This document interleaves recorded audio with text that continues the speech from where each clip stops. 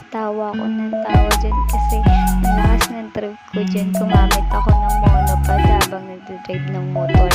Sabi ko kasi gusto kong makita kung ano yung itsura namin habang nakasakay kami sa motor.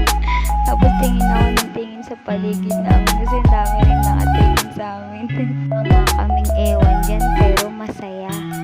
Naboring nga kami sa bahay kaya pagkasarado ng shop ay gumala muna kami. Balak ko nga namin sana pumunta ng plaza kasi naubos pala yung gas namin.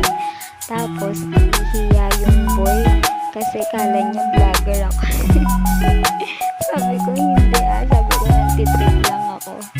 Sabi ko nga pagka naging sikat ako bibigyan ko siya ng jowa. Hindi, joke lang. Ilala namin yung gasoline boy. Yun nga, nandito na kami sa highway. Tawa kami ng tawa dito kasi may mga nakasabay kami dyan nakamotor. Nagkahay sila. Sabi nila, papa shoutout nga sila dyan. Feeling ko tuloy vlogger talaga ako. Wala lang, ini-enjoy ko lang talaga pagbibidyo ko dyan.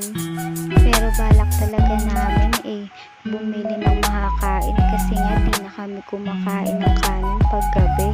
Nga huminto nga kami sa Angel's Burger kasi may nakita naman kami ibang kakainin. Ayan na nga, napabili kami ng favorite namin ng asawa ko. Kumakain ba kayo niyan guys? Sobrang sarap kaya niyan.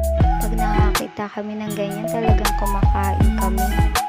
At ayun na nga, dumaan muna kami ng plaza ng Angono. Iikot ko kayo dyan guys na makita niyo kung gaano kaganda.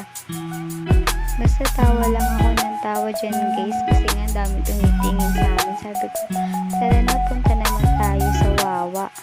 Diyan naman yan sa Lakeside. Sobrang ganda rin dyan guys. Minsan may mga nagdi-date din dun tapos marami din pagkain. Minsan may banda rin dyan.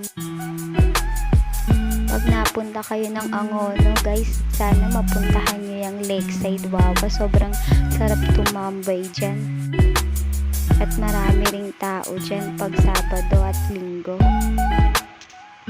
Sobrang gabi naman yan guys, kaya konti na lang yung tao. Tignan nyo, sobrang ganda dyan, sobrang lawak. Yung lake nga dyan guys, marami nangingisda dyan. Huli sila dyan guys ng malalaking isda. At ayan na nga guys, sabi ko umuwi na kami kasi gabi na rin. Ayaw ko na rin bumaba kasi pagka ganong gabi marami na rin lamok. Ayan guys, kung makikita nyo dyan, sobrang ganda dyan at laging malinis. Sobrang saya ko nga dyan guys kasi first time ko humawak ng monopod tapos para kami vlogger ng asawa ko dyan. Pati mga bata tuwan-tuwa. Ayan, nilipot ko lang kayo guys sa lagi namin pinupuntahan. Paalam guys, mga